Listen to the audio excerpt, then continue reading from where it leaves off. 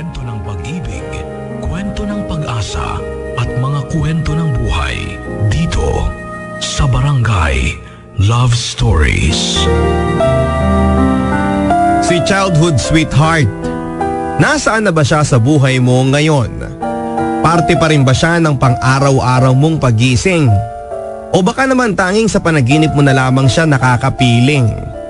Naaalala mo pa ba dati kung paanong nagagawa niyang pasiglahin ang araw mo sa tuwing masisilayan mo ang kanyang mukha? Naaalala mo pa rin ba kung ilang beses kayong nagkatampuhan at nagkagalitan dahil sa mga simpleng selos na sa kalaunay pareho niyong re-resolbahin dahil sa takot na baka ito ang maging dahilan para hindi ninyo matuloy ang inyong mga plano na magkasamang tumanda balang araw?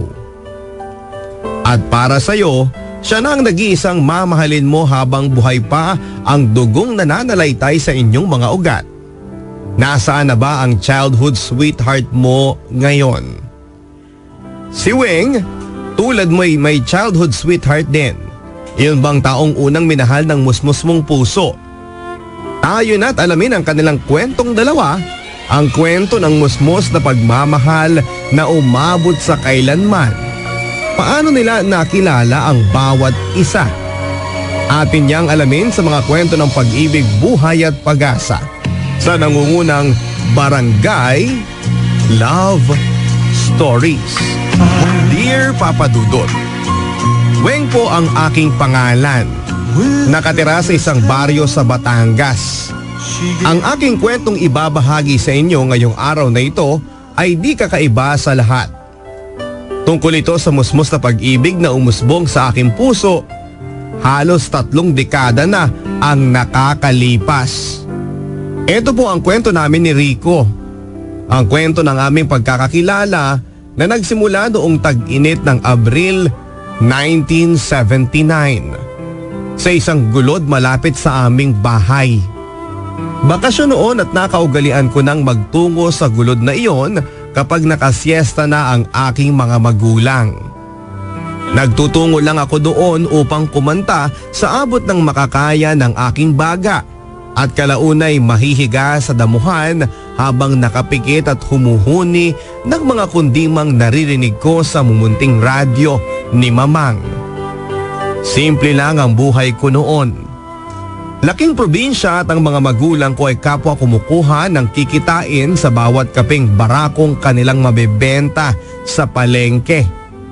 Gumagawa rin ang aking ama ng mga balisong na naiaangkat pa sa iba't ibang lugar sa Luzon. Sapat na ang kinikita nila noong ako'y bata pa lamang. Kaya naman heto ako't nakakagala kung saan-saan habang ang mga magulang ko ay maraming oras para magpahinga ng walang ibang iniisip na masasayang na oras para kumita. Dahil tulad ng sinasabi ko sa inyo kanina, sapat na ang kabuhayang merong kami para masustentuhan ang aming pang-araw-araw. Patuloy pa rin ako sa paghuni ng mga kundimang tumatak sa aking isipan nang may maramdaman akong mahinang pagkaluskos mula sa aking likuran. Agad akong napabalikwas nang maramdaman kong papalapit na ito ng papalapit. Nang lingunin ko ito ay nakita ko ang isang batang lalaking sa tingin ko ay kasing edad ko lamang. Nakasalamin na ito na halos matakpan na ang kanyang bilugan at maputing mukha. Nakita ko ang madungis nitong pang-itaas at mga luhang bumalong sa kanyang namumulang pisngi. Nung una ay nagpakiramdaman kaming dalawa. Tila ng mga oras na yun ay natatakot ang bawat isa sa amin na gumalaw sa takot na baka maging dahilan iyon ng away. Nang mapansin kong wala itong planong magsalita ay ako na ang nagbuka ng bibig. Anong pangalan mo, bata? Anong ginagawa mo dito at bakit ang dungis mo? Lumapit ako sa kanya pero lumayo ito na akala mo'y natatakot na baka siya'y aking silahin. Ano gang kinakatakot mo? Alay, siya kung ayaw mo makipag-usap ay bahala ka. Nagbalik ako sa pagkakahiga at pilit na pinikit ang aking mga mata pero hindi ako tumigil na makiramdam sa kanya. Ilang segundo pa ay nabalot na naman ang katahimikan ng gulod na iyon at nang biglang maramdaman ko ang pag-upo niya sa aking tabi habang pahikbing nagsalita. Baka pwedeng maupo lang dito ng saglit. Ayaw ko munang umuwi ng bahay. Baka saktan lang ulit ako ni nanay. Minulat ko ang aking mga mata at tumingin sa batang katabi ko. Nakayuko na ito at pilit na pinipigilang umiyak.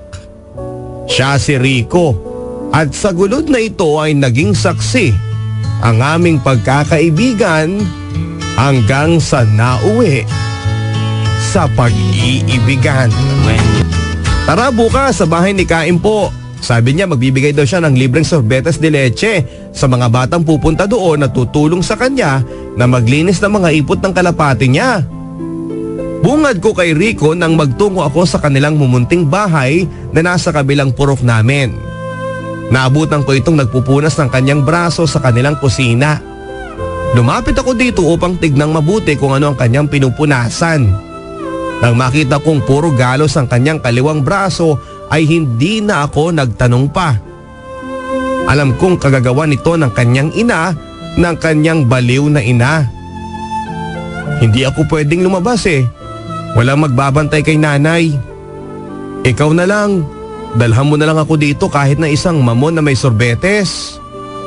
Sagot nito habang patuloy na nililinisan ang mga galos na mula sa pagkakakalmot ng matulis na kuko ng kanyang ina. Napabuntong hininga na lamang ako at saka nagpaalam sa kanya. Alam kong kahit na anong pilit kong tawagin siya ay hindi na ito sasama. Ilala ko na ito sa 3 taon naming pagkakaibigan ay alam kong mas papahalagahan ito ang gawaing pagbabantay sa kanyang ina kesa lumakwad siya tulad ng mga normal na kabataang katulad ko. Ang ina ni Rico na si Aling Meding ay nabaliw noong mag-4 na taon pa lamang si Rico. Ang kanyang ama naman ay nagbubukid habang siya ay nakalakahan ng nagbabantay ang kanyang inang nabaliw. Ayon sa kanyang ama, ay dumaan sa matinding depresyon ng ina ni Rico noong makunan ito sa nooy sana'y bunsong kapatid ni Rico. Masyado itong dinibdib ng kanyang ina at hindi na napigilan na panawa na siya ng katinuan. Wala naman silang sapat na pera para maidala sa mental hospital ang kanyang ina dahil nakikisaka lamang ang ama niya sa bukid na pagmamay-ari ng mayor ng aming lugar. Hindi na nga sila makilala ng kanilang ina. Madalas kapag naguguluhan ito sa mga nakikita sa paligid ay nagwawala ito. Minsan ay hinabol pa nito ng kutsilyo si Rico nang tangkang papatayin na kung di lamang ito inawat ng kapitbahay.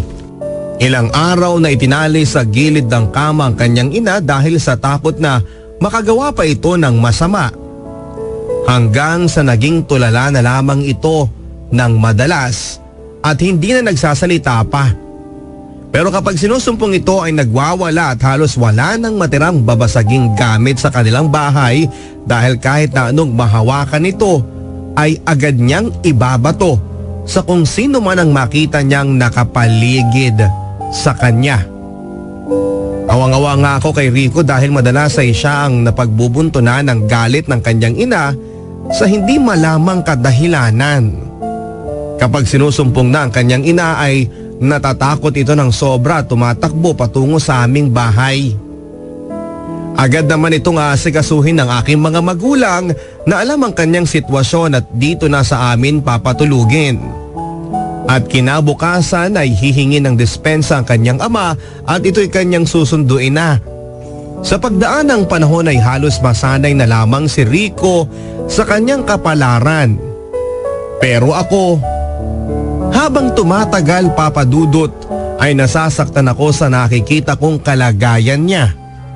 Na alam naming pareho na hindi niya ito malulusutan kailanman. Congrats best friend ha! Mantakin mo first honor ka. Araw ng pagkatapos namin noon sa elementarya at hindi masidlan ng aking kasiyahan nang makita kong umakyat sa entablado si Rico upang magbigay ng kanyang valedictory speech. First honor nga ito sa aming batch at walang dudang para sa kanya talaga yon dahil matalino ito talagang tutok sa pag-aaral. Kahit na miserable ang kanyang buhay sa loob ng kanilang tahanan, ay hindi ito naging hadlang upang makapag-aral siya ng mabuti. Congrats din sa'yo. Naku, muntik-muntik ka nang maging repeater kung hindi lang dahil binigyan ng papang mo ng kopra ang guro mo sa Civica. Birong totoo ni Rico sa akin. Tumawa pa ito at ako naman ay medyo nainis pero alam ko namang totoo yon. Hindi tulad ni Rico ay nagkasanda sabit-sabit sa impyerno ang grado ko noon. Pasang-awa ako madalas at kung ano-ano na lamang ang ibinibigay ng aking mga magulang sa aking mga nagiging guro para lang pumasa ako. Andiyan pa nga naglinis ng 2 buwan sa aming classroom ang aking ina nang malaman niyang nanganganib akong bumagsak sa isang subject namin. Hindi naman ako bobo pero mas madalas kasi na nasa kalye ako at naglalaro kaysa nag-aaral. Sinusulit ko lang naman ang kabataan ko. Masama ba yun? Hindi ka na nagsalita dyan. Napikong ka na naman ata.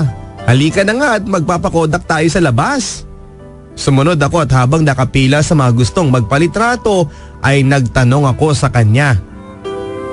Rico, anong handa mo mamaya? Punta ako sa inyo ha pagkatapos kong kumain sa amin. Malamang pansit palabok at patupat ang handa ko mamaya. Nakakasawa kahit nung birthday ko yun din ang handa. Pati ba naman ngayon na nakatapos na ako? Nakasimangot kong pagsusumbong sa kanya. Natawa na lamang ito at ginalo ang buhok puno ng spray net.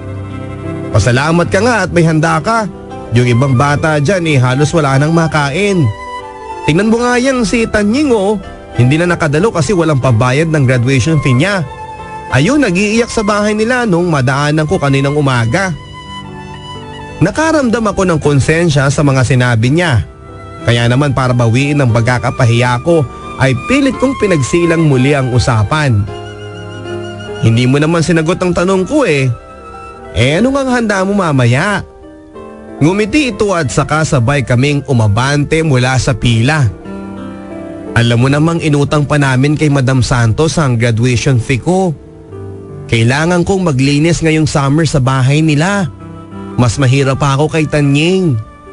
Sa tingin mo talaga, may pera pa kaming paghanda. Tara na sa gulod, Rico. Sige na, 1 linggo na tayo hindi nagkikita. Nagtatampo kong sabi sa kanya nang sunduin ko ito sa bahay ng maestro niyang si Ma'am Santos. Naabutan ko itong pinapakintabang sahig gamit ang mainit na patak ng kandila. Matapos kasi ng aming graduation ay hindi ko na ito nakakasama. Sabi ko pa naman sa kanya na pagkatapos ng aming pag-aaral sa elementarya ay mas may oras na kami dapat sa paglalaro. Pero hindi iyon nangyari dahil agad ay naglinis na ito sa bahay ni Ma'am Santos. Kaya naman nagtatampo na ako sa kanya pero kailangan ko siyang intindihin dahil sa may utang itong kailangang bayaran. Hindi ako pwede maglalaba pa ako ng basahan mamaya pagkatapos ko dito. Pero pangako ko sa iyo bukas, pupunta ako sa inyo. Sasamahan kitang maglaba ng damit mo. Nakangiti nitong paumanhin sa akin. Pinunasan nito ang kanyang pawis na tumatagaktak sa kanyang noo. Hindi ko alam kung dahil iyon sa pagod sa paglilinis o dahil sa init na dulot ng panahon at ng kandilang hawak nito. Sumimangot ako at saka sa pilitang tumango. Hindi na nga ako nagpaalam sa kanya para ipakitang nagtatampo ako sa kanyang pagtanggi. Pabulong-bulong pa akong lumabas ng pintuan at alam kong nakasunod pa rin ito ng tingin kung kaya't mas inigihan ko pa ang pagdadabog. Nang makalabas na ako sa bahay na iyon ay kumuha ako ng mga santan sa gilid ng kalsada. Binaon ko iyon upang masipsip ang nektar nito habang nasa gulod ako. Nalungkot akong bigla dahil wala akong kasamang papapak nito dahil tanging si Rico lang ang nakakasama kong mamitas nito kapag tutungo kami sa gulod. Dinalian ko na ang paglalakad patungo doon habang hindi pa tumitirik ang pananghaliang araw. Nang makarating ako doon ay agad kong binagsak ang aking katawan sa madamong parte ng gulod na iyon. Ang madalas naming pwesto ni Rico kapag nagtutungo kami doon. Nilapag ko ang mga santan sa aking tagiliran At pagkatapos ay pumikit at humuni ng kundimang Bisaya na matudnila. Tinuro sa akin yun ni Rico at isa ito sa mga pinaka-paborito kong kundiman.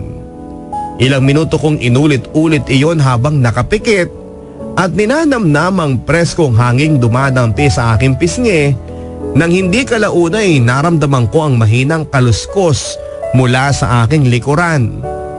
Hindi ako nagpatinag sa aking narinig at nilakasan pa ang aking paghuni ng matudnila.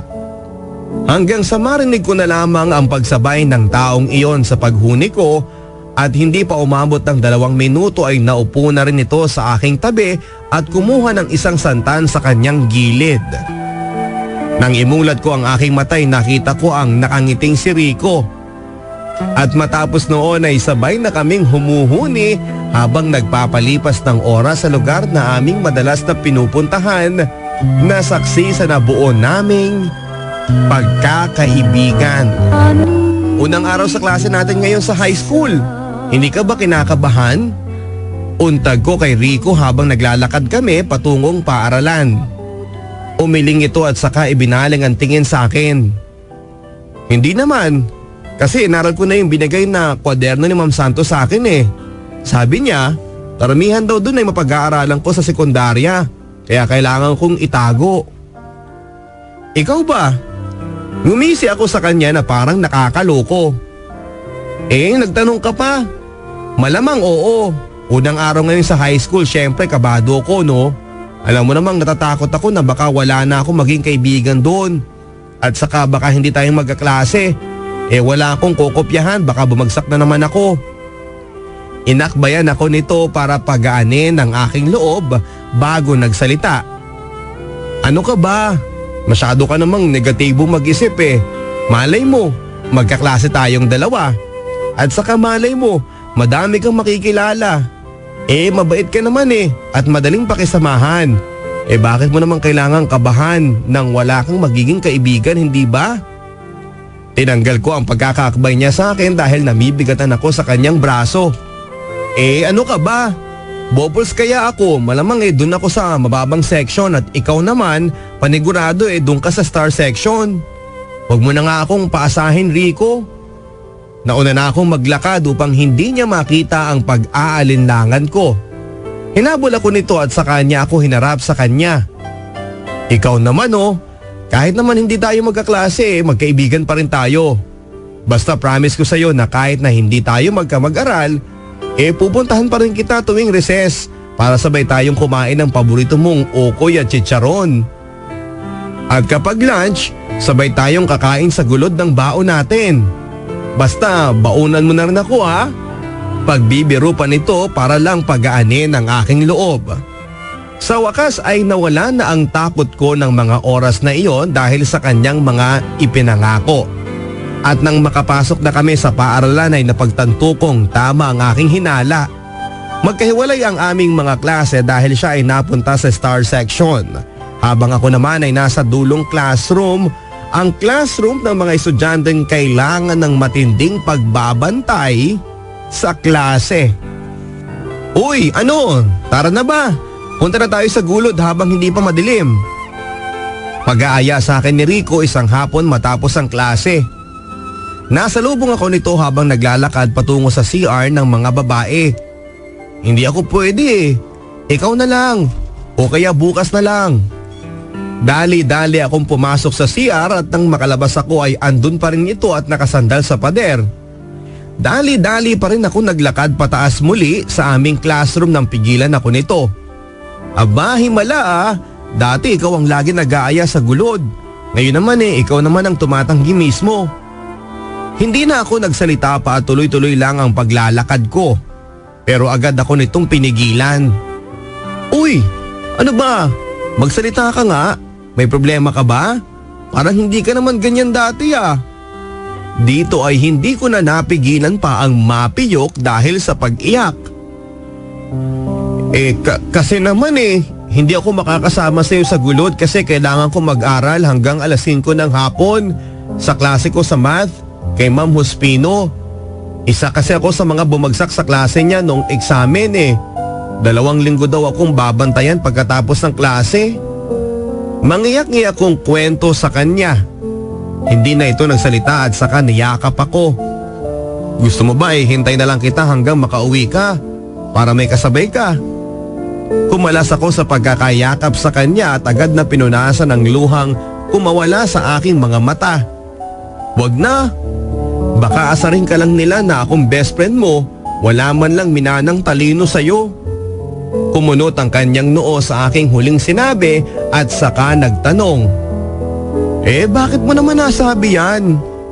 Gusto kong wag na itong sagutin pero alam kong magagalit ito kapag hindi ako umamin sa kanya. Kasi naman madalas na naririnig ko sa iba na bakit daw nakikipagkaibigan ka pa sa akin Baka mahawa ka pa daw sa kabobohan ko. Matalino ka, alam ko yan Rico. Ikaw ang nangunguna sa buong second year. Malamang ikukumpara nila ako sa iyong madalas dahil ako ang best friend mo at walang-wala ako kahit na katiting sa katalinuhan mo. Dito ay hindi ko na napigilan pang umiyak ng umiyak. At niyakap ako nitong muli para patahanin ako. Bakit kailangan mong makinig sa kanila? Kaibigan kita, hindi dahil sa laman ng utak mo kundi sa busilak mong puso. At kung di nila yun makita, di problema na nila yun.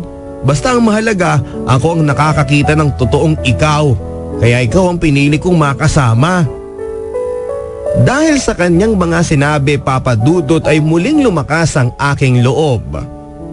Hinatid ako nito sa aking klase at ipinangakong sa mga susunod na araw ng pag-i-extend ko ng oras sa pag-aaral ay hihintayin niya ako at tuturuan sa mga asignaturang hindi ko maintindihan. Ganyan si Rico sa akin. Isang kaibigan laging andyan para damayan ako sa mga panahong kailangan ko ng isang katuwang. Dahil sa pagiging sobrang malapit namin sa isa't isa ni Rico, ay naging madalas ang panunukso sa amin ng iba naming kamag-aral. Hoy Rico at Weng, anong ginagawa niyo dyan sa taas ng puno ng mangga? Nagpaplano na ba kayo ng magiging pamilya niyo? Sigaw ng isang matabil naming kamag-aral na si Poncio. Naging dahilan yon upang kantsawang kami ng mga nakapansin sa amin mula sa itaas ng puno. Halos kasing pula ako ng bulaklak ng gumamela dahil sa panunukso nila pero mas pinili naming wag na lang iyong patulan pa. Sa araw-araw na ginawa ng Diyos ay nasanay na lang kami sa iba't ibang pang-aasar sa aming dalawa. Kesyo bakit daw hindi na lang kami magkaaminan sa aming nararamdaman para sa isa't isa? Gayong halata naman daw na itinatangi namin ang isa't isa dahil madalas kaming magkasama. Magkaibigan lang naman kami talaga Ewan ko ba kung bakit bigla na lang nila kaming pinag-isipan ng masama. Tumingin ako kay Rico ng mga sandaling yon at nakita ko ang maamo nitong mukha habang nakatawa lamang sa panunukso nila sa amin. Sumingkit ang kanyang mga mata na nakadagdag sa kagwapuhan nito. Napalunok na lamang ako dahil sa biglang nagungdong ng aking puso sa unang pagkakataon. Bigla ay nag-iba ang tingin ko kay Rico. Bakit dati ay hindi naman ganito ang tingin ko sa kanya? Bakit ngayon ay guwapong-guwapo ako sa kanyang mukha? Gayong matagal ko naman na itong nakikita. Pero ngayon lang ito sumipa sa aking katauhan na sadyang pinagpala sa itsura ang aking matalik na kaibigan. Ilang segundo akong nakatitig sa kanya at saka ko lamang iyon nabawin ng ikaway ni Rico ang kanyang kaliwang kamay sa aking mukha. Uy Wengay! Ayos ka lang ba? Nakatulala ka na naman sa mukha ko May dumi ka bang nakikita sa akin? Binaling-baling niya ang kanyang mukha mula kanan pa kaliwa. Namula ko ng todo dahil sa kilig nang makita ko ang pagtitig niya sa aking mga mata. Wala. Wala ka namang dumi sa mukha. Napatulala lang ako kasi naalala kong may kailangan pa pala akong tapusing takdang aralin sa Filipino. Agad akong buwaba ng kamuntik pang maging dahilan para mawalan ako ng balanse. Nag-alala si Rico at saka sumunod sa aking pagbaba. Uy, ano? Ayos ka lang ba talaga?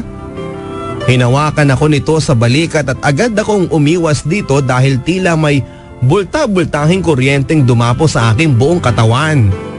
Natahimik ako at napatulalang muli sa kanyang maamong mukha. Kung hindi lang dumagungdong muli ang panunukso ng mga nasa paligid namin, ay hindi ko na mababawi ang pagkakatitig ko sa mukha ng aking kaibigan. At mula noon, papadudot ay napagtanto ko na sa aking sarili na umibig na ako ng tuluyan sa aking matalik na kaibigan. Mahal ko na si Rico. Hindi ko na ito maitatanggi. Ito ang unang beses kong maramdaman iyon at aminado akong natatakot akong baka hindi iyon masuklian sakaling kanya itong malaman. Mula noong maramdaman kong tumibok ang aking puso kay Rico ay nakaramdam ako ng pagkailang sa kanya. Alam kong nahahalata na ito pero hindi lang ito binigyan ng kahulugan ni Rico. Nauna na nga rin ako sa pag-uwi para lang hindi ko na siya makasabay dahil parang umuurong na ang dila ko sa tuwing magkausap kaming dalawa. Madalas ay mag-isa ako nang tumutungo sa gulod upang mag-isip-isip kung kailangan ko pang sabihin kay Rico ang aking nararamdaman para sa kanya. Minsan kapag nakikita ko ito habang kahalubilo ang kanyang mga kaklase ay gustong-gusto ko nang sabihin ang aking nararamdaman para sa kanya. Pero kapag nakikita naman niya ako at kakaway sa akin direksyon ay bigla akong manghihina sa hindi ko malamang kadahilanan. Kaya madalas ay sinusulat ko na lang sa aking mumunting tinahing kwaderno ang aking nararamdaman para sa kanya. Madalas ay pupunta ako sa gulod mag-isa upang doon isulat sa kwadernong iyon ang aking pag-ibig para kay Rico. Natatakot akong sabihin iyon sa kanya sa takot na baka iwasan niya ako ng tuluyan. Ang hindi masuklian ng aking pagmamahal sa kanya ay marahil matatanggap ko pa pero ang pagkasira ng aming pagkakaibigan ay baka hindi ko na makayanan pa. Kaya naman pinasya kong wag na lang iyon sabihin sa kanya.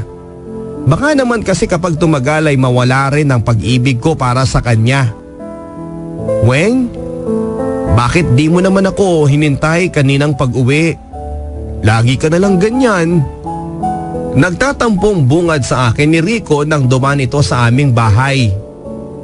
Hindi ako nakapagsalita noon at pilit na naghahagilap ng isasagot kung bakit ko siya tinakasan. Kasi masama ang pakiramdam ko kaya hindi na ako nakapagpaalam. At saka akala ko kasabay mo na si Melda pag-uwi. Nakaramdam ako ng kirot sa puso ko nang banggitin ko ang pangalan ng babaeng nababalitaang may gusto kay Rico. Kaklase niya iyon, maganda, matalino at balingkinita ng katawan. Mistisahin din at bagay na bagay silang dalawa. Ano ba namang laban ko sa kanya kung sakaling magkagustuhan silang dalawa, hindi ba? Paanong kasabay ko si Melda? Kasabay niya yung irog niyang si Lucas. Eka nga. Parang nagsiselos ka yata kay Melda Itong mga nakaraang araw masama ang tingin mo sa kanya sa tuwing magkasama kaming dalawa. Nanunukso nitong sabi. Hindi ako makatingin sa kanya at agad na pumasok sa loob ng bahay. Sumunod ito at pilit pa rin pinapaamin kung nagsiselos ba ako. Hindi ako nagsasalita noon dahil baka mapaamin ako at nang mahuli niya ang aking mga mata ay hindi na ako nakapagsinungaling pa. Oo, Rico, nagsiselos ako. Nagsiselos ako kay Melda kasi maganda siya, matalino at maputi. Nagsiselos ako kasi madalas na magkasama kayong dalawa. Nagsiselos ako kahit na hindi naman dapat. Nagsiselos ako kahit kaibigan mo lang ako at nagsiselos ako kasi hanggang kaibigan mo lang ako. Nagsiselos ako, Rico, kasi mahal na kita. At alam kong mali, pero yun ang totoo. Magpunta ka sa gulod sa paglubog ng araw. Hihintayin kita. Ito ang pinaabot na sulat ni Rico sa akin. 2 linggo na ang nakakalipas mula noong umamin ako sa kanyang nararamdaman at simula noon ay dinoble ko pa ang pag-iwas ko sa kanya. Noong sinabi ko iyon sa kanya ay nakita ko ang pagkagulat sa kanyang mukha. Ni hindi nga ito nagsalita para malaman ko kung ano ang epekto ng pagkakasabi ko sa aking nararamdaman para sa kanya. Kaya nga bago ko pa ilubog ang sarili ko sa sobrang kahihiyan ay dumiretso na ako noon sa kwarto at hindi na nagpaalam pa sa kanya.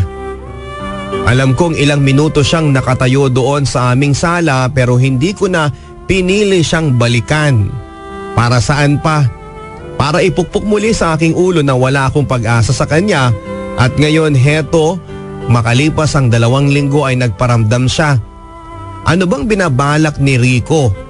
At nang sumapit na ang oras ng aking pagpunta sa gulod ay parang bumaliktad ang aking sikmura sa sobrang kaba. Gustong umatras ng aking mga paa pero ang puso ko tinutulak ako sa direksyon ng gulod. Hanggang sa makarating ako doon at nakita ko nga si Rico.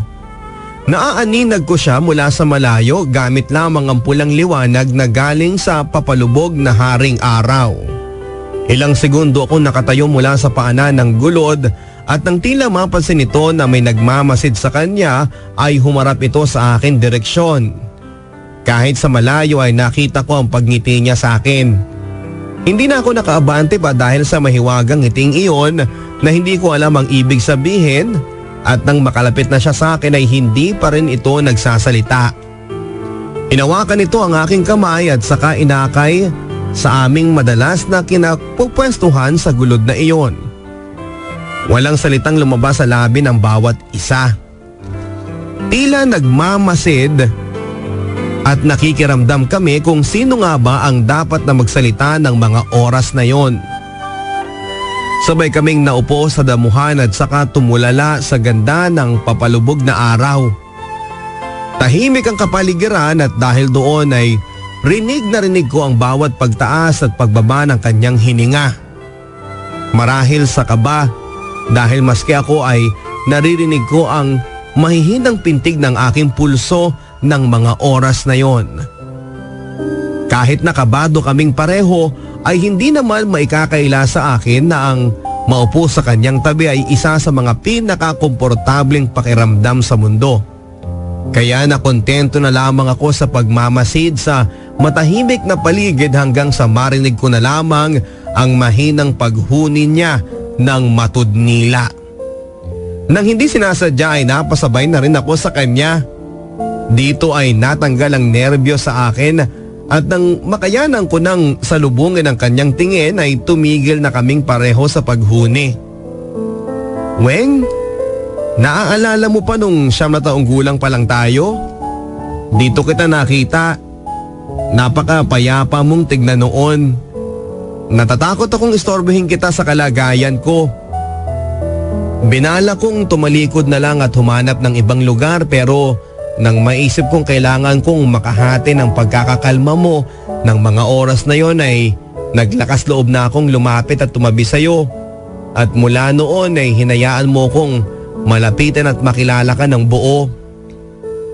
Naisip ko na ikaw yung babaeng gusto kong lapitan. Hindi lamang sa mga panahong malungkot ako kundi sa mga oras na puno ng saya ang puso ko. Dahil higit kanino man, ikaw ang unang taong nagbigay sa akin ng tsansa na makalimutan ang lungkot. At ikaw ang nagbukas ng pagkakataon sa akin para humanap ng dahilan para maging masaya. Ang hindi mo lang alam, ikaw ang naging dahilan kung bakit ako masayang bumabangon sa araw-araw. Mahal kita, Weng, dati pa. Hindi ko lang nagawang sabihin sa'yo dahil natakot ako na baka ikaw ibang direksyon na tinatahak ng ating mga puso. Kaya nga nung umamin ka ay hindi ko may tatatwa ang aking kaligayahan noon. Pasensya ka na kung hindi ako nakapagsalita noon. Hindi ko kasi alam kung paano sasagot. Pero heto ako ngayon. Sana hindi pa huli ang lahat para sabihin sa'yo na mahal kita, Weng. Noon din ay napayakap ako sa kanya, Papa Dudut. Hindi ko na kailangang magsalita pa dahil alam kong walang kahit na anong letra ang makapagbibigay kahulugan sa sayang aking nararamdaman. Mahal ako ni Rico. Mahal ko siya. Sapat na yun para maging masaya. Bawat araw na nagdaan ay parang napapalibutan ako ng mga paru-parong padala ni Cupido. Wala talagang kasing saya ang maramdamang mahal ka rin ng taong pinakaiirog mo. Bawat pagsilang ng bagong umaga ay nakapagpapadala ng kakaibang ngiti sa aking labi, lalo na't alam kong anumang oras ng araw na iyon ay makikita kong muli si Rico. Ang lalaking una kong naging kaibigan at ang unang lalaking minahal ko. Nagkaroon kami ng usapan na saka na lamang namin hahayaang maging kami oras na makatapos kami ng high school dahil yon ang nais ng aming mga magulang. At nang dumating nga ang araw ng aming pagtatapos ay buong tapang naming hinarap ang aming mga magulang upang sabihin ang aming nararamdaman para sa bawat isa. Hindi naman sila naging tutol dito dahil nasubaybayan naman nila ang aming paglaki at naging pagkakaibigan. Basta Weng, Rico, ipangako nyo na wala pa sa mga balak ninyo ang magpamilya, ha? Bata pa kayo, marami pang ibang pangarap na pwede ninyong maabot. Ang tiwala ko sa inyo ay dapat hindi ninyo baliin. Hayaan yung panahon mismo ang huminog sa inyo. Ito ang paalala ni Papang noong mga panahong iyon at buong puso namang tinanggap ito ni Rico. Kaya nga noong bakasyon ay sobrang naging malaya kaming iparamdam sa bawat isa ang pagmamahala namin. Tuwing sasapit ang alas 4 ng umaga ay inaabangan na ako ni Rico sa aming tarangkahan upang sabay na panoorin ang pagsikat ng araw. Sabi kasi niya gusto niyang masilayan naming sabay ang pagsikat ng panibagong umaga. Nagbabaon pa nga kami ng nilagang itlog at guyabano na aming pinagsasaluhan habang hinihintay ang pagtaas ng araw. Pagpatak ng alas 7 ng umaga ay hawak kamay kaming binabagtas ang daan pauwi sa aming kanya-kanyang tahanan upang makatulong sa mga gawaing bahay at kapag sumapit naman ang oras ng siesta ay sinusundo ko siya sa kanila. Nagbibisikleta kami papunta sa Bukirin upang tumambay sa kalapit na irigasyon. Nagtatawanan habang nagkwekwentuhan kaming dalawa habang kumakain ng mga aratilis na baon namin. At kapag sumapit na ang hapon, nagtutungo na ulit kami sa gulod upang masubaybayan ang paglubog ng araw.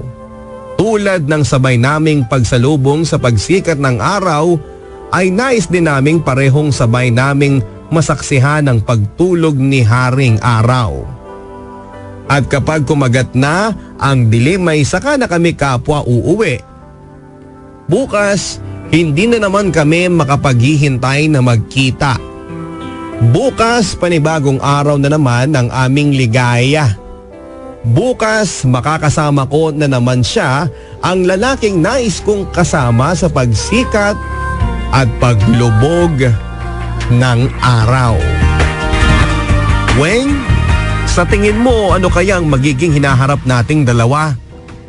Minsang bigla ang tanong ni Rico sa akin nang maghatid kami ng pananghalian ni Papang sa kapihan. Bakit mo naman biglang natanong yan? Sagot ko na patanong sa kanya. Kinuha ko ang ice tubig sa bayong na hawak niya saka binutasan at uminom. Inabot ko yun sa kanya pero tumanggi naman siya. Wala lang, naisip ko lang kasi kung lumipas ang 10 taon, magkasama pa kaya tayo? Dito pa rin kaya tayo nakatira? At kung sakaling hindi tayo magkatuluyan, sino kaya lalaking muling tatanggap sa'yo? Seryosong sabi nito sabay hawak sa kamay ko para bagalan ko ang paglalakad at seryosong makipag-usap sa kanya. Sumenyas ako sa kanya na maupo muna kami sa pilapil na nadaanan namin. Binaba nito ang bayong sa tabi niya nang makaupo kaming pareho at nang kapwa ayos na kami sa aming kinakalagyan ay saka ako nagsalita. Ano ka ba naman? Parang sinasabi mo naman na natatakot ka kasi hindi tayo magkakatuluyan eh. Tumingin ito sa malayo saka sumagot. Kasi ang takot ko lang paano kung maisip mo palang hindi ako ang para sa'yo at makakita ka ng tamang lalaking makapagbibigay sa'yo ng magandang buhay. Hindi katulad ko na mahirap lang. Hindi ko naman ata kayang maibigay sa'yo ang buhay na dapat na para sa'yo eh. Nalulungkot nitong litanya. Minsan lang maging ganito si Rico, Papa Dudut. Kaya naman naintindihan ko siya. Kinuha ko ang kanyang kamay at hinawakan ito ng buong higpit para iparamdam sa kanya na wala siyang dapat na ikatakot. 10 segundo, 10 minuto, 10 oras, 10 araw at 10 linggo, 10 buwan, 10 taon, 10 dekada. Tayo lang ang magkakasama. Pangako ko yan. Tumingin ito sa akin at bahagyang nawala ang alinlangan sa kanya. Ikaw lang ang mamahalin ko, Weng. Kaya sana matupad ang pangako mong kahit na umabot ng 10 dekada, ako lang ang mamahalin mo. Kasi pinapangako ko sa iyo na kahit na maubos pa ang 10 buhay ko, ikaw lang ang pipiliin kong mahalin. Niyakap ako nito ng buong higpit at ilang segundo pa'y pinasya na naming umuwi upang makapaggayak pa para sa aming pag-aabang sa paglubog ng araw. Weng, pasensya ka na, Neng, ha? Hindi ka pwedeng masamahan ngayon ni Rico. Medyo may problema ang nanay niya Sana maintindihan mo. Bungad ng ama ni Rico sa akin nang magtungo ako sa kanilang bahay upang sunduin siya para magpasama sa bayan para bumili ng mga sakong gagamitin sa pagbabayo ng kape. Pero bago pa man ako makasagot ay bigla ko na lamang narinig ang malakas na sigaw ng ina ni Rico. Sige, Neng, sasabihin ko na lang kay Rico na napadaan ka at salamat dito sa bulalong dala mo, ha? Ngumiti ako at saka nagpaalam na. Nag-alala ako kay Rico habang naglalakad. Netong mga nakaraang linggo ay hindi na sinusumpong ang nanay niya, pero ngayon ay tila triple ang naging pagsumpong nito.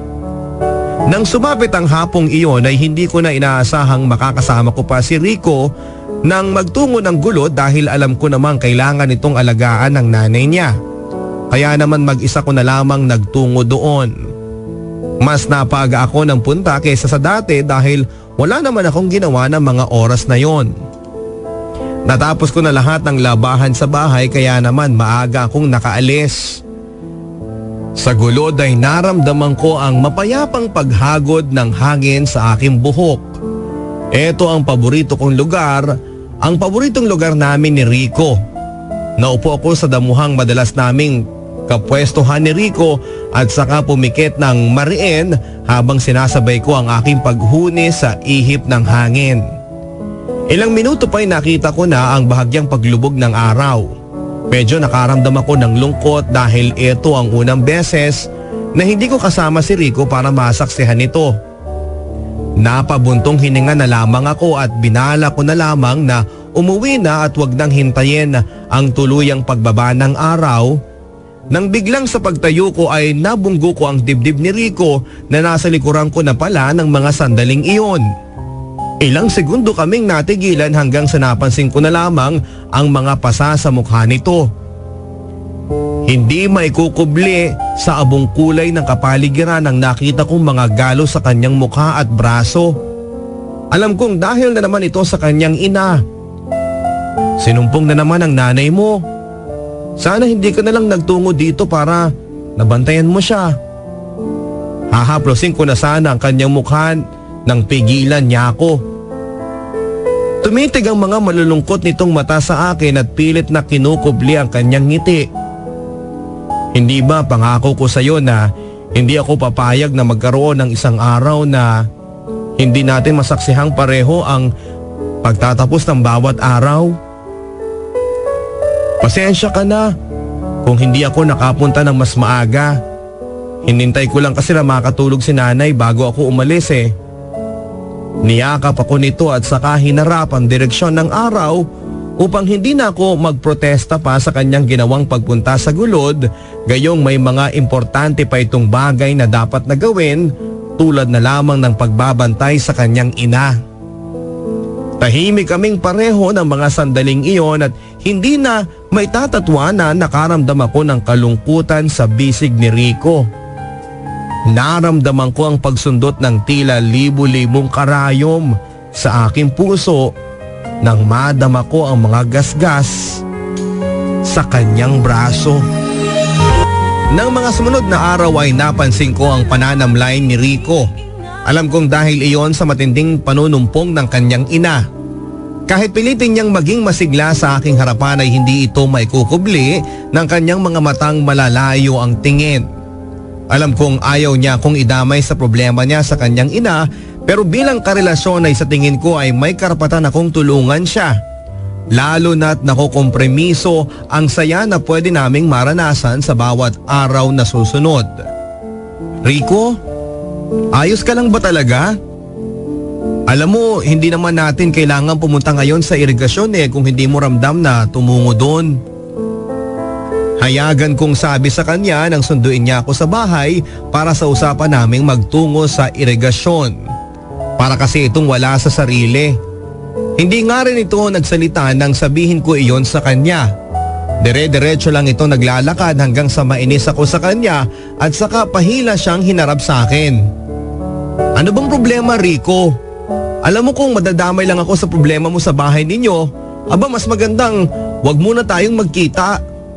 Tumalikod na ako sa kanya noon at akmang aalis na dahil baka hindi ko na makayanan ang sobrang galit at baka kung ano pa ang masabi ko sa kanya. Ilang araw na rin akong nagtitimpi. Mabuti sana kung tinutulungan niya rin ang sarili niyang pag-aanin ang sitwasyon niya, pero hindi. Napapagod na rin kasi ako na wala itong ibang ginawa kundi ang magpadala sa mga problema niya. Alam kong hindi madali ang kalagayan niya ngayon, lalo na't malala ang sitwasyon ng kanyang ina at naiintindihan ko yon, pero sana sa tuwing magkasama kami ay wag na lang niyang ipahalata yun sa akin kung wala naman siyang balak na sabihin ito sa akin. Gusto kong makatulong sa kanya, pero papaano ako tutulong kung siya mismo hindi magawang sambitin sa akin kung ano ang dinaramdam niya. Naglakad ako pa uwi nang hindi siya nililingon at ang pinakamasakit pa ay hindi man lang niya ako hinabol para humingi ng tawad. Pabulong-bulong pa akong naglalakad habang padabog na tinatahak ang daanan patungo sa aming tahanan. Nang bigla ay sanalubong ako ng aking mamang na tila nanalo ng sweepstake dahil sa saya. "Weng, anak ko, magandang balita. Pag-aaralin ka ng Tio Hosping mo sa Maynila. Sa loob ng 2 linggo, kailangang maayos mo na lahat ng kailangan mo dito bago ka namin ihatid ng papang mo sa Maynila. Anak, makakapag-aral ka na sa kolehiyo." Hindi ako nakapagsalita noon dahil wala akong ibang nasa isip kundi si Rico.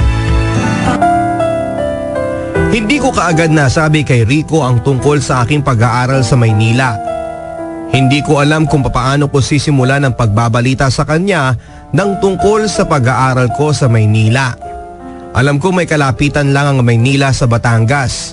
Pero sabi ni Mamang, baka hindi niya ako payagang umuwi sa amin kahit bakasyon para makatulong kay Tito Hosping sa panaderya nito bilang ganti sa mga itutulong nito sa aking pag-aaral. Sabi nga ni Mamang baka kapag nakapag-ipon na sila ni Papang sumunod na rin ito sa Maynila at doon na lamang tumira para samahan ako. "Neng, nasabi mo na ga kay Rico ang pag-aaral mo. Ano gang balita sa taong yon? Alay bihira nang nakakadaan dito yon ah." Minsang pagtatanong ni Mamang sa akin habang nag-aalmusal. Bihira na nga ang pagdaan ni Rico sa amin mula noong nagkaroon kami ng tampuhan. At saka mas pinili kong wag muna siyang storbohin dahil baka mas makadagdag lang ako sa problema niya sa kanyang ina at kailangan ko ring umiwas para malaman kung papaano ko sasabihin sa kanya ang balita ng pag-aaral ko sa Maynila. Hindi ko pa nasasabi, Mang Madami kasing ginagawa yun sa bahay nila. Alam mo naman po siguro ang sitwasyon niya sa bahay nila, hindi ba? Tumayo si Mamang para magsandok pa ng kanin namin. "Ay siya, bahala ka nang magsabi sa kanya kung kailan ha.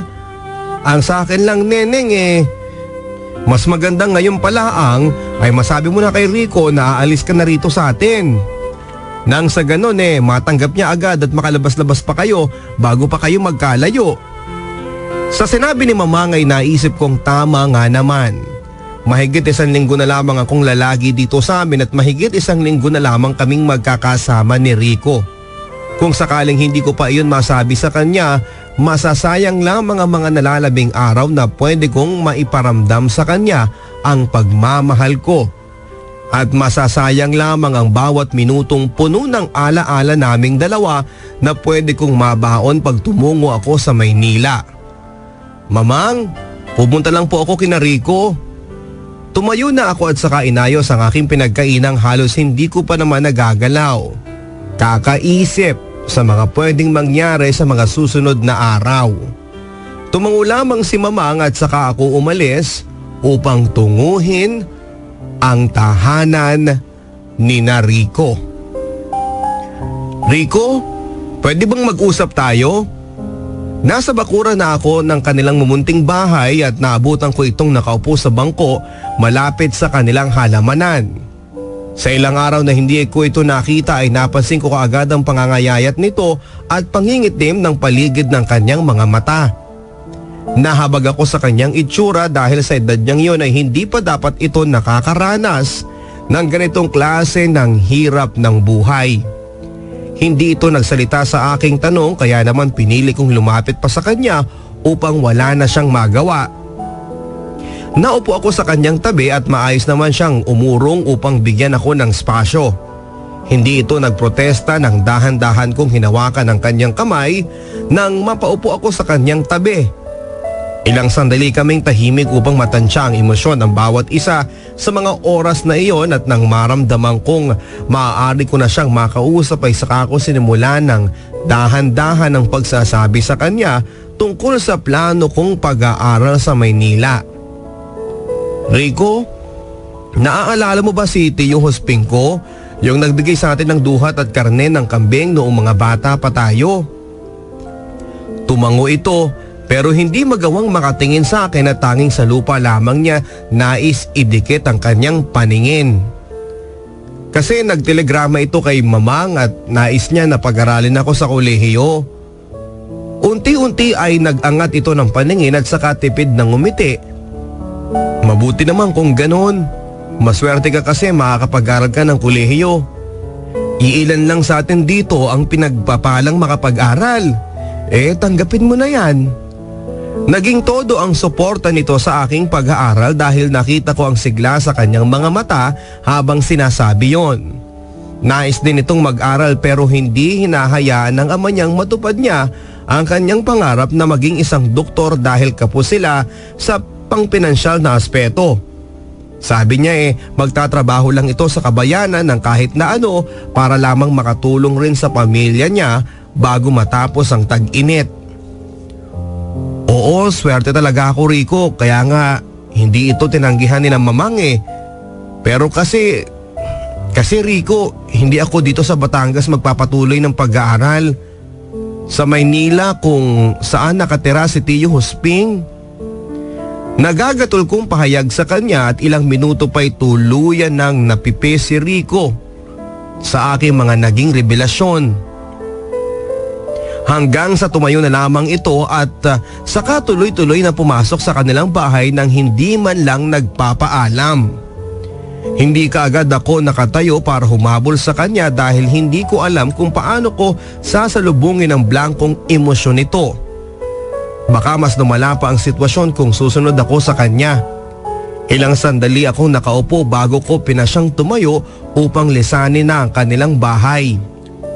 Malamang ay nabigla si Rico at hahayaan ko na lamang na makapag-isip-isip ito kung ano ang plano niya sa amin matapos niyang malaman ang tungkol sa aking pag-alis.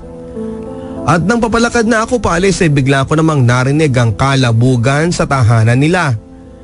Alam ko na ang dahilan nito. Hindi na ito bago sa akin at nang marinig ko ang pagsigaw-sigaw ng ina ni Rico ay nakumpirma kong sinusumpong na naman talaga ang ina niya.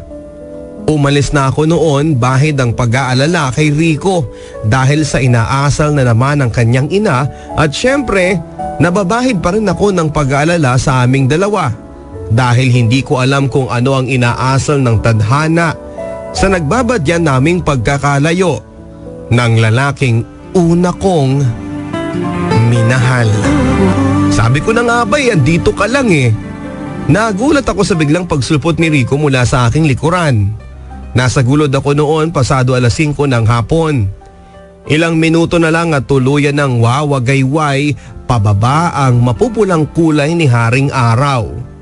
Ito ang unang beses na nakasama ko siyang magpunta sa gulod mula noong nagkaroon kami ng hindi pagkakaunawaan.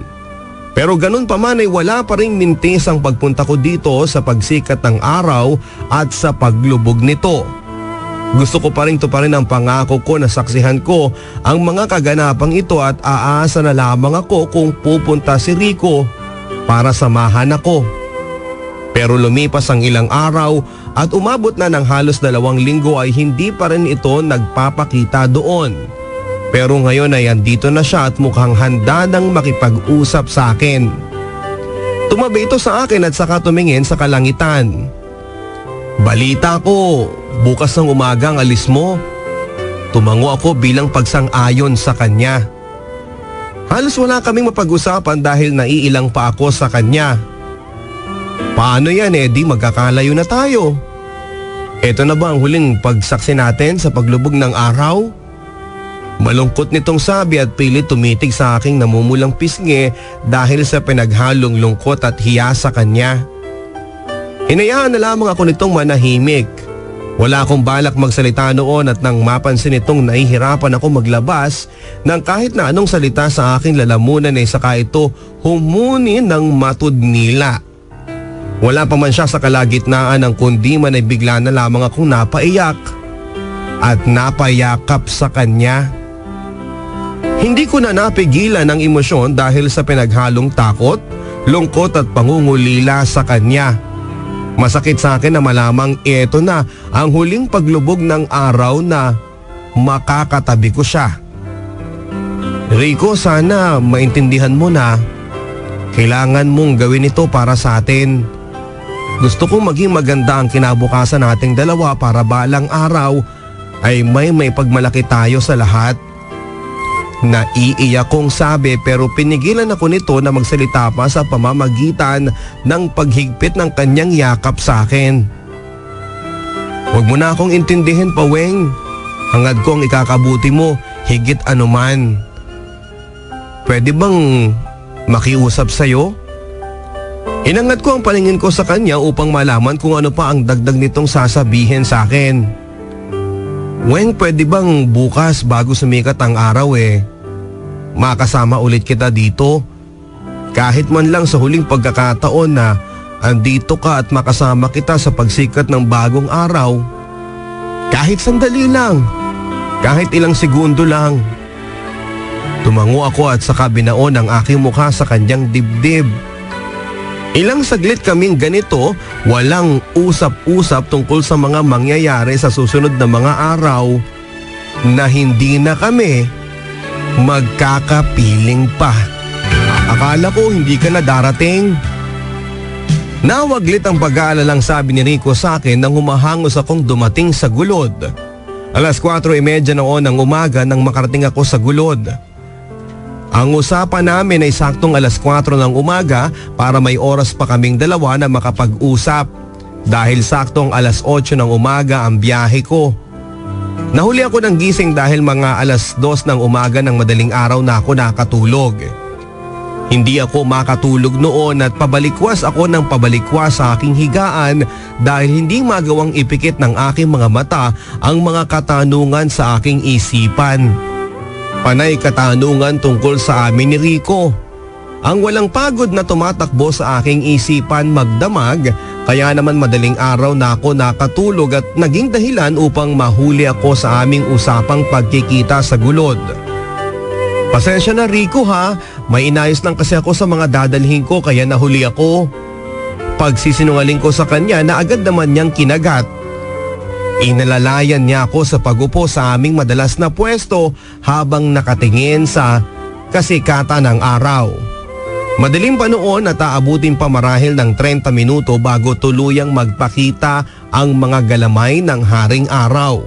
Pero ganun pa man ay hindi kami nainip at pinagdadasal ko pa nga ng taimtim na sana ay matagalan pa ang pagpapakita ng araw sa amin. Dahil iyon na ang tanda na kailangan ko ng lisanin ang lugar na yon. Tahimik kaming pareho habang nakatingin sa malayo. Ang inihanda ni Rico na sagot gulaman at mainit na sweet corn na pinahiran ng margarine at asukal ay hindi namin parehong ginalaw. Wala sa amin na may ganang kumain lalo na't pareho kaming napupuno ng kung anong klaseng pag-iisip. Hanggang sa nagsalita na lamang si Rico. Weng, alam kong lagi ka pa rin nagpupunta rito sa Gulod noong mga nakaraang araw. At kung tatanungin mo ko kung paano kong nalaman, andito rin kasi ako pero mas pinili kong huwag magpakita sa iyo kasi alam kong hindi ka pa handang harapin ako. Nandun ako sa sulok ng parte ng Gulod na to kung saan hindi mo ako makikita. Paamang akong tumingin sa kanya at tila naghahanap pa ng ibang kasagutan sa kanya. Gusto ko pa rin ituloy ang ipinangako ko sa iyo na kahit na anong mangyari ay pupunta ako sa Gulod na ito sa pagsikat at paglubog ng araw. Hindi ko binali yon at ayaw kong baliin yon dahil pangako natin yon sa isa't isa. Mataman akong nakikinig habang umiindayog ang lungkot sa aking diwa. Akala ko'y hindi na ito sumipo talaga sa aming tagpuan pero heto at nalaman kong andun pala yon at nakakasama kong sumaksi sa panibago at pagtatapos ng araw. Kaya pala may mga kaluskos akong naririnig na pilit kong binabaliwala dahil sa takot na kung ano pa ang makita kong masamang elemento doon. Pero siya lang pala yon. Wala na akong ibang nasabi sa kanya kaya naman pinili ko na lamang na tumingin sa direksyon na kakasilangan ng bagong umaga habang nag-iisip kung makakaya kaya naming dalawa na malayo sa isa't isa. Hanggang sa tuluyan nang nagpakita sa amin ang haring araw. Isang senyales na tapos na ang oras na kami ay magkasama. Ilang sandali kaming hindi gumalaw at tila nagpapakiramdaman. Tila nag-iisip kung dapat na bang tumayo kaming pareho at lisanin na agad-agad ang Gulod pero hindi. Mas pinili naming maupo ng komportable tulad ng dati at pagkatapos ay sabay na humunin ang isang kundima na kapwa namin na iraos. Kahit na nga parehong wala sa tono dahil nagbabadya ang pag-iyak naming pareho. Hanggang sa bigla na lamang niya akong niyakap ng mahigpit at sinuklian ko din yon ng isang yakap na alam kong matatagalan bago ko siya mayakap ng ganong muli. Weng, pangako maghihintay ako. Pangako ko sa iyo, maghihintay ako at pangako ko na andito lang ako lagi sa Gulod. Maghihintay kung kailan nahayaan ng tadhana na pasikatin ng araw ang ating pagmamahalan. Wala akong imik noon dahil baka mabasag ng tuluyan ang aking boses dahil sa bigat na aking nararamdaman. Kumalas ako sa pagkakayakap sa kanya at saka tinanggal ang pulang goma na nakapusod sa aking buhok. Inabot ko yon sa kanya at saka pabulong na nagsalita. Hanggat hindi napipitas ang gomang yan, asahan mong babalik ako sa iyo sa takdang panahon. Weng, may sulat ka dito galing kay Rico. Inabot sa akin ni Tio Hosping ang isang sobre. Nagpunas muna ako ng kamay dahil kasalukuyan ako naghuhugas ng mga plato.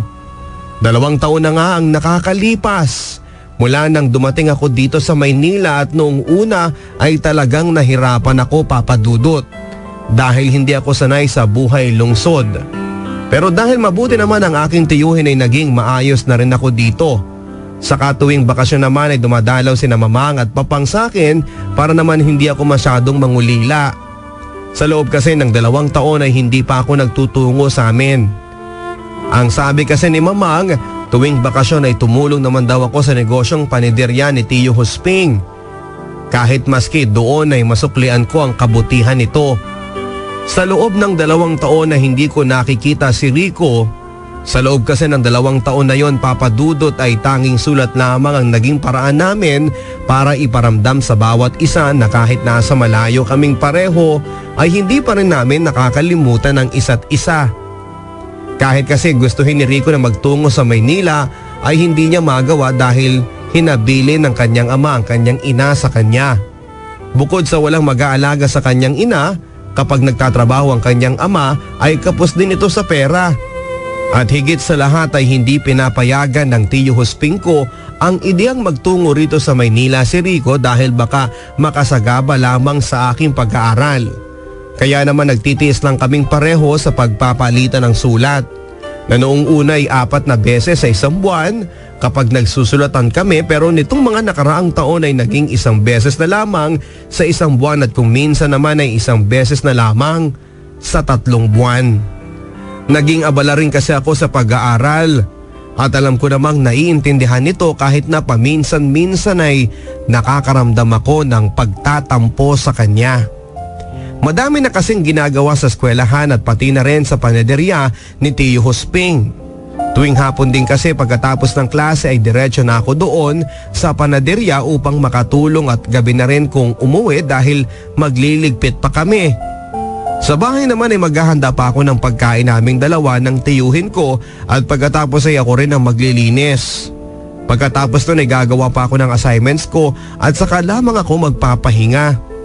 Madalas ay pagpasok ko ng kwarto ay bagsak agad ang aking katawan sa kama at biglang lalalim na ang aking tulog. Kaya madalas ay hindi na ako nakakasagot sa mga sulat ni Rico. Hanggang sa pati na rin siya ay madalang na kung magparamdam. Umiiyak ka na naman dyan, Weng. Eto ang panyo ko, malinis yan. Sana naman ngayon wag mo na yang tanggihan ha. Napaangat ako ng tingin mula sa lalaki na gabot ng isang puting panyo. Si Banjo. Siya ang aking kaklase sa 2 subjects ko sa kursong Business Management. Madalas itong lumalapit sa akin sa tuwing nakikita ako nitong mag-isa at malungkot. Madalas din ay sinusungitan ko ito dahil nakukulitan ako sa kanya at gusto kong mapag-isa lalo na kapag malungkot ako dahil nag-aaway kami ni Rico.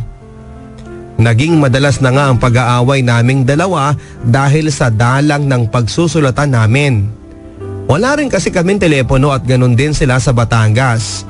Kaya talagang sulat lamang ang paraan namin ng komunikasyon pero mukhang pati iyon ay palyado pa. Miss Weng, alam mo kung ako sa'yo iwan mo na yung lalaking nagpapaiyak sa'yo. Dagdag na sabi ni Banjo sa akin habang padaskol na naupo ito sa akin tabi na akala mo'y inaanyayahan kong gawin iyon. Hindi ako nagsalita noon at saka pasimpleng nilagay ang aking bag, ang sulat ni Rico na nilamukos ko kani-kanina lamang bago dumating si Banjo. Tumayo na ako noon para umalis na at iwan na siya dahil hindi ko talaga siya gustong makausap. Wala akong gustong makausap ng mga oras na iyon at tanging pag-iisa lamang ang gusto kong gawin. Pero nagawa pa nito akong sabayang lumakad. Naimiss na ako noon pero hindi ko magawang ipakita dahil maraming tao sa nilalakaran namin. Kaya naman kunwari ay hindi ko siya nakikita. Pero makulit ito na tipong parang walang hiyang-hiyang nagsasayaw pa sa aking harapan na akala mo'y walang nakakakita sa kanyang ginagawa. Pinagtitingin na kami ng mga oras na yon at ang iba ay nagbubulungan habang pasimpleng tumatawa.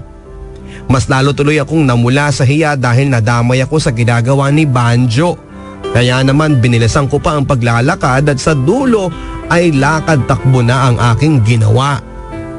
Nang hindi na ako nito maabutan ay bigla na lamang itong sumigaw. Weng, kung lagi ka lang pinapaiyak ng lalaking yan, iwan mo na. Andito naman ako. Pansinin mo lang ako. Hindi ako lumingon sa kanya. Pero habang naglalakad palayo ay napalitan ng ngiti ang kaninang malungkot kong labi. Alam mo siguro talagang nalulumbay lang yung Rico na yun sa'yo. Malamang malayo ka sa kanya. At hindi pa kayo nagkikita ng kulang 3 taon kaya siguro masama lagi ang timpla niya sa'yo. At saka hindi ba ikaw rin mismo nagsabi na may problema siya sa bahay nila? Kaya siguro pati ikaw nadadamay na rin. Ang sabi ni Banjo habang kumakain kami sa kantina ng aming departamento. Makalipas nga lamang ng ilang buwan na pangungulit ni Banjo na makipagkaibigan sa akin ay sumuko na rin ako at hinayaan ko na lamang siyang lapit-lapitan ako hanggang sa nakita ko na lamang na mabuti naman pala itong tao. Siguro nga, di naman siya nawawaglit sa isipan ko kahit na 1 segundo Alam niya yun. Nagkataon lang talaga na busy ako sa pag-aaral at sa negosyo ng tiyuhin kong nagpapaaral sa akin. Sabi naman niya, naiintindihan niya yun pero hindi naman iyon ang nilalaman ng mga sulat niya sa akin. Wala akong narinig na salita mula sa kanya at nang magpa siya na itong sumagot at sa paraang pagtatanong naman. Weng, sa tingin mo dapat ba na kumapit ka sa relasyon ninyong dalawa? Sa loob kasi ng ilang taon ay tanging sulat lamang ang nag-uugnay sa inyo at madalas puro away pa ang laman nun. Baka naman sa bandang huli maisip mo na lang na hindi sapat ang hawak mong pangako ninyo sa isa't isa para patuloy na kumapit sa kung ano man ang natitira sa inyo. Sa sinabing iyon ni Banjo ay napaisip ako. May punto naman ito talaga pero kapag naiisip ko ang mukha ni Rico at ang mga masasayang araw namin sa Batangas ay hindi ko maiwasang manghinayang kung sakali mang bitawan ko siya. Hindi ko na yon sinagot pa at piniling pagtuunan na lamang ng pansin ang aking kinakain. Hanggang sa muli na naman itong nagbitaw ng mga katagang lalong nagpagulo sa aking isipan. Alam mo Weng, minsan iniisip natin na kaya pa nating kumapit. Pero sa bandang huli, maiisip mo kung matibay pa ba ang kakapitan mo. Kasi baka imbes na yan ang mag-angat sa'yo ay yan pa ang dahilan kung bakit ka lalong mahuhulog. Mag-isip ka lang Weng. Siguraduhin mo lang na ang kakapitan mo hindi marupok at madalas mapigtas kasi baka isang araw, ikaw lang ang masaktan kapag tuluyan ang naputol yan nang hindi mo namamalayan. Sa sinabi niyang iyon ay napaangat ako ng tingin at dito ay kumabog ng konti ang puso ko. Hindi dahil sa kaba na baka matapos na ang lahat sa amin ni Rico, kundi dahil sa gwapo at maamong mukha ni Banjo na mukhang handa akong saluhin anumang oras na mapigtas ang taling kinakapitan ko ng ilang taon. Hawak ko na ng mga oras na iyon ng sulat ng pakikipagkalas kay Rico. Mula noong kinausap ako ni Banjo nung nakaraang linggo ay napag-isip-isip kong hindi na ata tama ang makipagrelasyon pa kay Rico. Lalo na't hindi naman kami nagkikita at panay pa ang away sa mga sulat na aming pinapadala sa bawat isa. Habang hinihintay ko ang karterong kukuha noon ay baka sa aking mga kamay ang panginginig dahil anumang araw na matanggap niya yon ay alam kong tapos na ang pinangahawakan naming relasyon ng matagal. Masakit para sa akin ang gawin ito pero sa ngayon ay alam kong para rin ito sa ikakabuti naming pareho. Lalo na't sigurado nang hindi na ako babalik sa Batangas dahil kapag nakatapos na ako ng pag-aaral, sa susunod na taon ay paniguradong dito na sa Maynila titira sina mamang kasama ko. Sa ginawa kong pasyang ito ay lubha akong nasasaktan lalo na kapag naiisip kong sa mga susunod na araw o buwan o taon ay may kapiling na itong iba at hindi na ako yon. Napaluha na lamang ako nang dumating na ang kartero at inabot na sa kanya ang sulat ko. Sinundan ko pa hanggang makalayo ito. Tila walang lakas ang aking mga paa na umatras papasok sa aming bahay. Pero ramdam ko ang lakas ng mga paa ko kapag naisip kong habulin ang karterong iyon at bawiin ang sulat pero nagawa akong pigilan ng aking utak. Para ito sa ikakabuti naming dalawa. Para ito sa ikakabuti ni Rico. Hindi ako ang para sa kanya at karapatan niyang maging maligaya sa piling ng isang babaeng handang ibigay ang kanyang presensya anumang oras.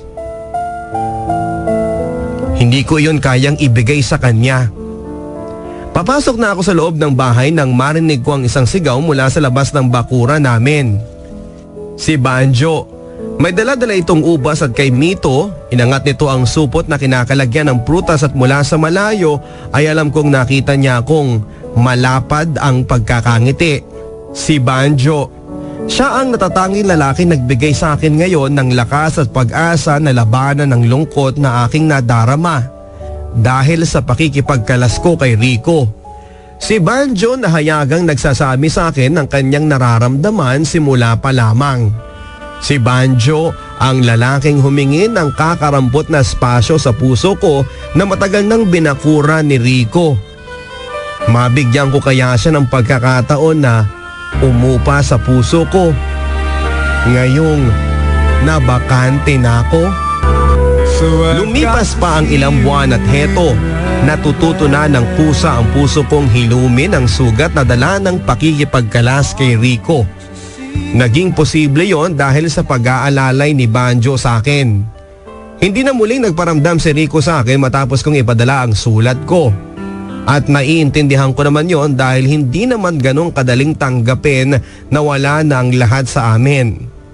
Hindi rin piniling balitaan ako ni mamang tungkol sa kanya dahil alam nilang ayaw ko munang marinig ang kahit na anong balita tungkol kay Rico.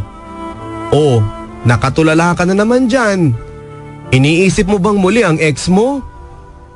Habang nasa library kami ay siniko ako ni Banjo dahil hindi ako nakikinig sa mga kwento niya at nakatulala lang ako sa malayo. Nagulat ako sa pagsasalita niya kaya naman para bawiin ang pagkakapahiya ko ay kunwaring binuklat-buklat ko ang librong hawak ko. Che, tumigil ka nga. May kinukumpyut lang kasi ako kaya ayon, natulala ako.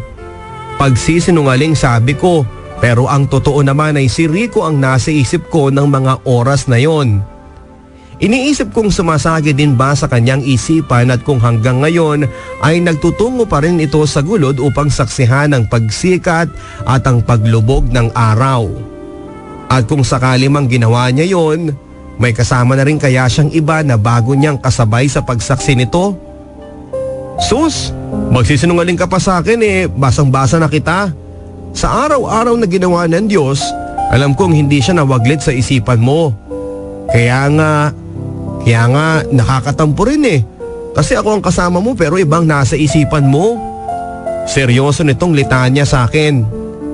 Napatingin ako sa kanya at tinitigan ang gwapo nitong mukha. Hindi hamak na mas gwapo si Banjo kay Rico. Hindi hamak na mas mayaman pero sa tuwing kinukumpara ko silang dalawa ay mas nangingibabaw pa rin si Rico. Kahit na salat ito kung iahambing sa itsura ni Banjo. Matagal na rin nagparamdam sa akin si Banjo pero hindi ko pa siya magawang pagbuksan ng aking bintana dahil alam kong hindi pa ako handa. Pero kung utak ko lang ang tatanungin, matagal na itong maghuhumiyaw na si Banjo na ang aking piliin. Pero ang puso ko ay si Rico pa rin ang sigaw na kahit kasing hina ng huni ng ibon ng sigaw nito ay mas nangingibabaw pa rin iyon higit pa sa dambuhalang sigaw ng utak ko. Ay naku Banjo, mag-aral na lang tayo. Paano tayo magtatapos niyan kung puro panliligaw ang atupagin natin, hindi ba? Bumalik na ako sa pagbabasa at ganon din siya kahit na alam kong ilang sandali itong tumitig sa akin.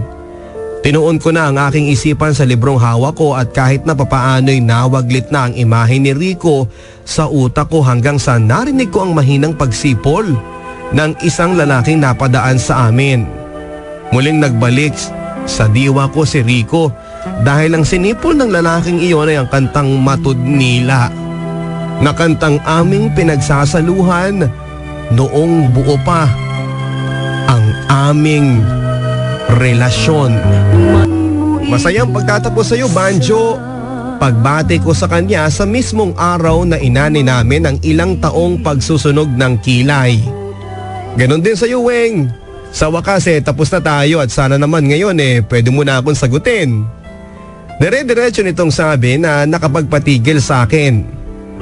Papadudot na ngako ako kay Banjo na kapag nakapagtapos na kami ay sasagutin ko na siya.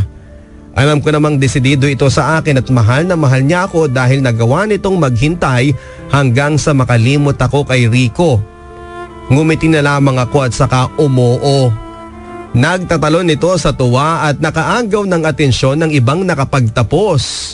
Natatawa at nahihiya ako itong pinigilan at saka biglaan niya akong niyakap. Sa yakap niyang iyon ay naramdaman kong tama ang desisyon kong muling buksan ang aking puso para sa kanya. Isang taon na ring mahigit nang magpasya akong tapusin ang una kong pag-ibig at heto na, dumating nang muli si Cupido upang panain ang puso kong takot magmahal muli. Salamat Weng! Akala ko talaga hindi mo na ako matututunang mahalin. Pangako sa'yo magiging masaya ka sa akin at makakalimutan mo ng tuluyan si Rico. Tutulungan kita dahil alam ko namang may bakas pa ng pagmamahal sa puso mo para kay Rico. Sa sinabi niyang iyon ay nakaramdam ako ng awa para sa kanya dahil hanggang ngayon ay nasa isipan pa rin niya, nakakompetensya pa rin niya si Rico sa puso ko. Oo nga at may natitira pa akong pagmamahal para kay Rico pero mas nangingibabaw ang pagdanais kong maging maligayang muli sa piling ng panibago kong pag-ibig at iyon ay si Banjo. Hanggang sa lumipas pa ang ilang buwan at parang isang iglap ay tila tumakbo papalapit sa akin ng 4 na taon. 4 na taon pa ang lumipas at heto masayang masaya kaming dalawa ni Banjo. May maganda ng trabaho at nakakatulong na rin sa magulang. Sabi nga ng aking mamang at papang na kapwa kasama ko ngayon sa Maynila ay handa na raw nilang ibigay ang kanilang blessing para magpakasal na kaming dalawa ni Banjo. At kapag nababanggit nila iyon kay Banjo ay lumalapad lalo ang ngiti nito. Kaya naman nakakasiguro na ako na si Banjo na ang dapat kong makasama hanggang sa mawala na ng kulay ang lahat ng bahagharing susulpot sa kalangitan. 2 taon pa ang lumipas at heto maayos na ang buhay ko. Naging abala ko sa trabaho pero ganun pa man ay hindi ako nakukulangan ng oras na ibinibigay ko para sa magulang ko at kay Banjo. Isang araw ay napaaga ang aking uwi mula sa trabaho. Nag-leave ako ng 1 linggo dahil aasikasuhin na naming pareho ni Banjo ang nalalapit naming kasal. 5:00 pa lamang noon pero bahagya pang maliwanag. Wala akong masaksihan noon kaya naman pinasya kong maglakad-lakad pa dahil maliwanag pa naman. Hanggang sa mapagod ako at naupo sa isang upuan sa isang parke. Pinahinga ko ang aking paa at bumili ng chicharon sa isang mama na napadaan. Inaliw ko ang aking sarili sa pamamagitan ng pagmamasid-masid sa mga taong nagdaraan. Nang mapagod ako sa kakamasid ay pinikit ko ang aking mga mata nang ilang sandali ay naramdaman ko ang malambing na haplos ng hangin sa aking pisngi hanggang sa naging komportable na ako sa aking sitwasyon na tila binalik ako sa aking pagkabata sa aming probinsya. Hanggang sa naging malaya na ako na sariwain ang mga masasayang alaala ko noong bata pa ako. At sa hindi sinasadyang napahuli na lamang ako ng awiting Matudnila. Agad akong napatigil at nang magmulat ako ng aking mga mata ay saka naman tumambad sa akin ang mapupulang galamay ng haring araw na tila nagpapahiwatig na ito'y magpapahinga na. Lumingon ako sa paligid at may nakita akong 2 magkarelasyon na masayang nakaupo sa damuhan habang pinagmamasdan ng paglubog ng araw. Dito ay biglang bumalik sa aking diwa ang naging pag-iibigan namin ni Rico. Hindi ko napigilan ng umiyak dahil sa sakit. Akala ko'y ayos na ako. Akala ko nakalimot na ako. Akala ko'y malaya na ako sa nakaraan pero heto, sa muli naming pagdadaumpalad sa paglubog ng araw ay napagtanto kong hindi ko pa rin nalilimutan ang nakaraan ko. Si Rico, nasaan na kaya ang una kong pag-ibig? Hindi ko talaga maintindihan, Weng, kung bakit kailangan mo pang umuwi ng Batangas. Gayong ang dami-dami pa nating aasikasuhin para sa kasal natin. Medyo nababanas na sabi ni Banjo nang sabihin ko sa kanyang uuwi ako sa Batangas. Hindi ako nakasagot noon dahil anumang oras ay makakaya nitong paaminin ako ng dahilan sa pagpunta ko sa Batangas ay upang makita at makumusta si Rico. Banjo, gusto ko lang namang makauwi sa amin . Gusto ko lang makita muli ang lugar na kinalakhan ko. Sana maintindihan mo at gusto ko rin syempreng ipaalam sa mga kababata ko doon na ikakasal na ako. Matagal-tagal din kasing hindi ako nakauwi doon . Alam mo naman yun, hindi ba? Paglalambing ko sa kanya upang kahit papaano ay maibsan ang nagbabadya nitong galit sa akin. Malakas itong napabuntong hininga at alam kong diskumpiyado ito sa plano kong pag-uwi sa amin. Hindi kaya gusto mong bumalik sa inyo dahil gusto mo pa rin makita si Rico? Takles ang sabi nito na hindi ko nagawa pang sagutin dahil alam naming pareho na kailanman ay hindi ako makapagsisinungaling sa kanya. Kumalas ako sa pagkakayakap sa kanya at saka umupo. Banjo, gusto ko lang malaman kung ano pang nangyari kay Rico. Yun lang. Hanggang ngayon kasi kargo ko pa rin sa isipan ko ang mga nangyari. Kung may nangyari kayang masama sa kanya matapos kong sabihin na ayaw ko nang ituloy ang relasyon namin. Yun lang. Sana maintindihan mo kasi gusto ko lang tuluyang isara ang libro naming dalawa bago ako magbukas ng panibagong libro na kasama kita. Hindi niya nagawang magsalita pa kaya naman tumingin na lang ito at tumango. Sa susunod na buwan na ang kasal natin.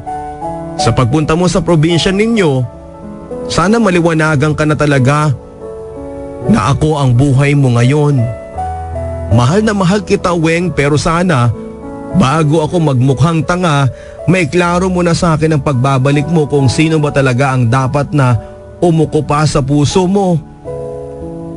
Madamdamin niyang sabi at saka tuluyan na itong tumayo at pumasok na sa aming kwarto. Iniwan ako nito upang makapag-isa ko. Si Rico at si Banjo ang mga lalaking nagbigay ng kulay sa puso ko. Sino ba dapat sa kanila ang piliin ko? Mula noong matanggap niya ang sulat mo sa pakikipaghiwalay sa kanya ay naging malungkutin ito lalo. Dinibdib niya ang pakikipagkalas mo sa kanya. Malungkot na siya noon dahil sa pakiramdam niya ay matatapos na kayong dalawa dahil sa dalas ng pag-aaway ninyo. Hanggang sa ikaw na mismo ang nagkumpirma sa matagal na niyang kinakatakutan. Nasa gulod na kami noon at mula sa malayo ay kitang-kita naming nakaupo sa damuhang lagi naming kinapupwestuhan si Rico at nakatingin sa direksyon ng araw. Weng, hindi kinaya ni Rico ang paghihiwalay ninyo at nakadagdag pa ng lungkot niya ay ang malalang pagkakasakit ng ina niya. Dinibdib niya lahat at nagpadala sa pagsubok. Weng, pagkalipas ng 1 taon mula noong nakipaghiwalay ka ay tuluyan siyang nasiraan ng bait. Hindi ako nakapagsalita noon dahil parang sinipa ng ilang kabayo ang dibdib ko dahil sa matinding galit sa aking sarili at awa para kay Rico. Ayon sa kanyang ama ay hindi raw umuwi ito sa kanila nang mabaliw ito. Sa gulod daw ito tumira na kapag sinusundo siya ay nagwawala at nananakot na sasaktan ang kanyang sarili. Kaya naman hinayaan na lamang niya ito doon lalo pat naging problema na rin ng kanyang ama ang sakitin niyang ina. Dinadalhan na lamang ito ng pagkain, mahihigaan at masisilungan ng kanyang ama. Ilang taon na rin itong nakatigil lang sa gulod na tila laging may hinihintay. Sabi pa ng kanyang ama ay wala itong ibang gustong makita kundi ang liwanag na galing sa pagsikat maski sa paglubog ng araw. Hindi na ako nakagalaw noon sa aking kinakatayuan at nang mapagtanto nitong nais kong mapag-isa ay nagpaalam na ito para bumalik ng bahay. Kahit na nakalis na ang ama ni Rico ay hindi ko pa rin magawang umalis at tumungo sa tabi ni Rico. Masyado akong emosyonal sa nakikita ko. Si Rico mula sa malayo ay nakikita ko ang tuluyang pagbagsak ng kanyang timbang base na rin sa suot nitong tila bestida na naging dahilan para hindi ko mapigilan ang bahabahang luhang dumaloy sa aking mga mata. Sa tingin ko, kailangan mo nang bumalik ng Maynila, Weng. Masyado nang maraming oras ang nilaan mo para kay Rico. At alam kong kahit na hindi ka na niya nakikilala, kahit papaano natutuwa yan. Lalo na't may nakakasama siya sa gulod na ito. Sa bawat salita niya ay para akong tinutusok ng libu-libong pinong karayom. Tama siya, mukhang sa aming dalawa ay ako yung nagkaroon ng dahilan kung bakit hindi na ako nakabalik pa. Sa aming dalawa, ako na yung taong hindi na kailanman babalik. Hindi na ako nagsalita pa at saka sabay na tumingin sa kanyang direksyon. Tama nga ang ama ni Rico. Kailangan ko nang umalis. Kailangan ko nang bumalik sa totoong mundo ko at hindi dito. Dahil ang lugar na mismong naging mundo ko ay isa na lamang kanlungan ng mga alaala ng kamusmusan ko.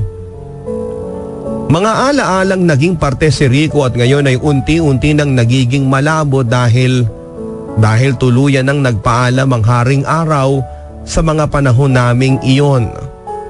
Sa huling pagkakataon ay hinawakan ko ang kanyang kamay at hindi naman ito tumanggi. Humarap ito sa akin at saka ngumiti. Nagtinginan kami ng ilang segundo at sabay ding napatingin sa direksyon ng paglubog ng araw.